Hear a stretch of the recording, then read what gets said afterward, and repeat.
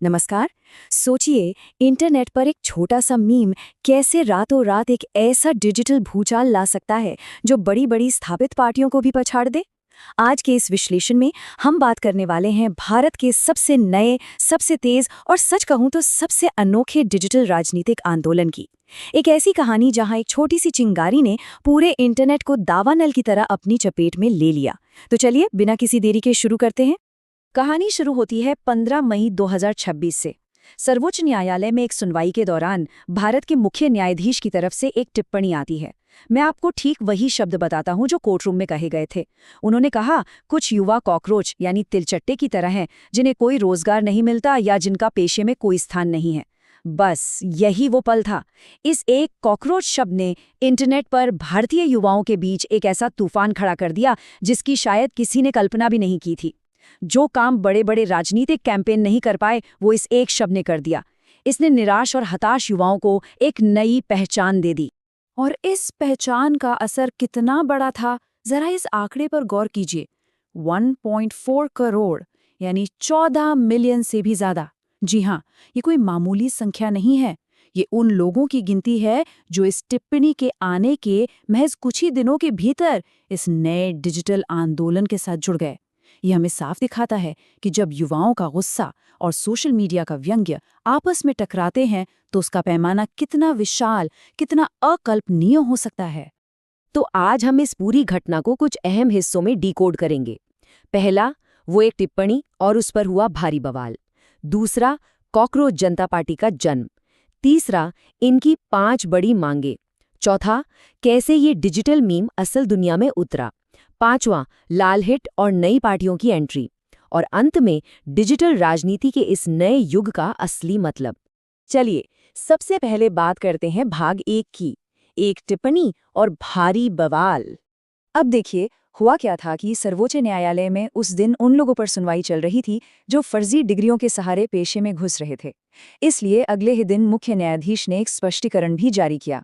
उन्होंने साफ कहा कि उनके शब्दों को गलत संदर्भ में लिया गया है और उनका निशाना सिर्फ और सिर्फ फर्जी डिग्री वालों पर था। उन्होंने युवाओं को विकसित भारत का स्तंभ भी बताया। लेकिन सच तो यह है कि तब तक काफी देर हो चुकी थी। सोशल मीडिया पर जो युवा पहले से ही सिस्टम से परेशान थे, उन्होंने इस कॉकरोच के ठप्पे को अपमान नहीं बल्कि अपना सबसे बड़ा हथियार बना लिया था। और यहीं से शुरुआत होती है हमारे दूसरे भाग की, कॉकरोच जनता पार्टी का जन्म। बोस्टन में पब्लिक रिलेशंस की पढ़ाई कर रहे 30 साल के अभिजीत दिपके, जो पहले आम आदमी पार्टी के स्वयंसेवक भी रह चुके हैं, उन्होंने इस इंटरनेट के गुस्से को एक दिशा दे दी। अब जरा इंटरनेट की रफ्तार देखिए। 15 मई को वो टिप्पणी आती है। 16 मई को रातों रात कॉकरोच जनता पार्टी यानी सीजेपी लॉन्च हो जाती है।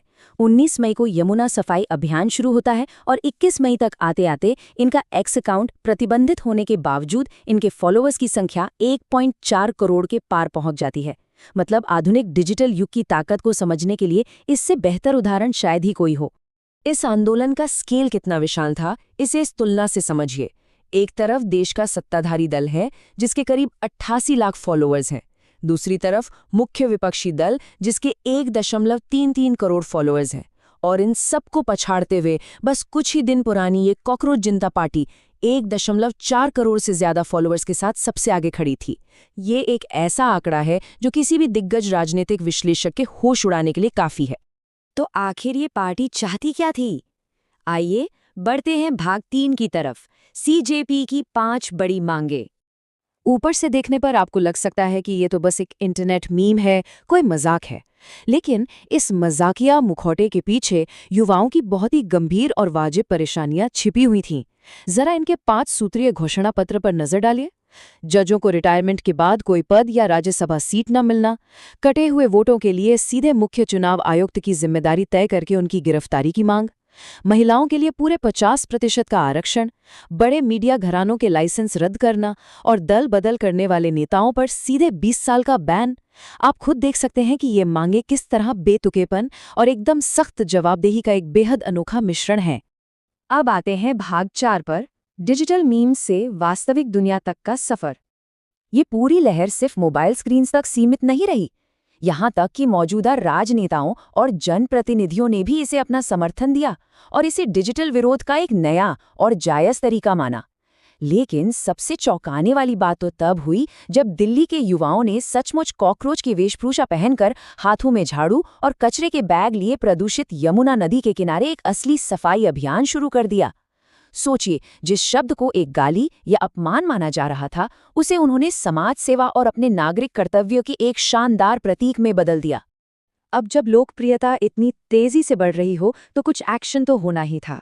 भारत में सीजेपी के आधिकारिक एक्स अकाउंट को सरकार द्वारा रोक दिया गया या कहें कि प्रतिबंधित कर दिया गया।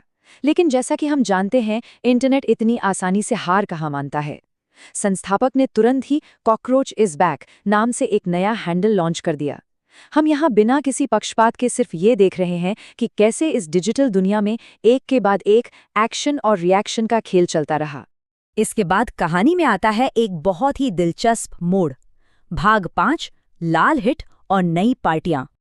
आपको पता है, जब भी इंटरनेट पर कोई आंदोलन बड़ा होता है तो उसके काउंटर आंदोलन भी पैदा होने लगते हैं। सीजेपी ने नारा दिया, हम कॉकरोच हैं, जो एक तरह का मीम पॉपुलिज्म था। इसके जवाब में नेशनल पैरासिटिक फ्रंट यानी एनपीएफ सामने आया, जिनका बेतुका नारा था, हम परजीवी हैं। लेकिन सबसे मजेदार एंट्री हुई लाल हिट जनता पार्टी यानी एलएचजेपी की। इन्होंने कहा कि भाई, हम कोई कीड़े मकोड़े नहीं हैं, बल्कि हम तो इन कीड़ों को मारने वाला स्प्रे हैं। मतलब व्यंग और सटायर का स्तर यहाँ एकदम अलग ही ऊंचाई पर पहुंच गया। इस लाल हिट जनता पार्टी की बात ही कुछ और है। उन्होंने खुद को सीजेपी से अलग दिखाते हुए कहा कि हम भारत से ही ऑपरेट कर रहे हैं। इनका दावा है कि इनके पास जीरो फंडिंग है और ये ना तो लेफ्ट के हैं ना ही राइट के।